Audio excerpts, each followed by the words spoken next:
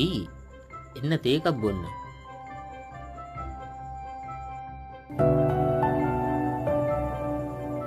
කොහේ යන ගමන්ද?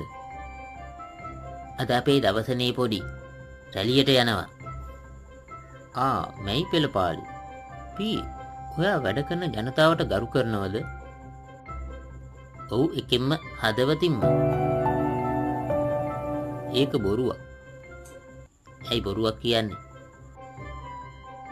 එහෙනම් ඇයි ඕගොල්ලෝ පැය 24ම වැඩ කරන්න කැප වෙලා ඉන්න රණවිරුවන්ට ගෞරව කරන්නේ නැත්තේ? ඊටත් එහා ගිහිල්ලා ගෞරව කරන්නේ. ඒගොල්ලෝ වැඩ කරන ජනතාවක් නෙවෙයිද?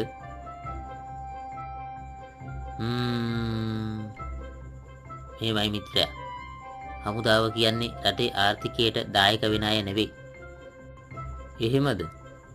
ඔයා දේශන අහන්න නේද යන්නේ දැන්? ඔව්. මට කියන්න බලන්න ඒ දේශන දෙන ලොක්කෝ රටේ ආර්ථිකයට දායක වෙන විදිය. ඔහෙ නම් මහ මෝඩයි.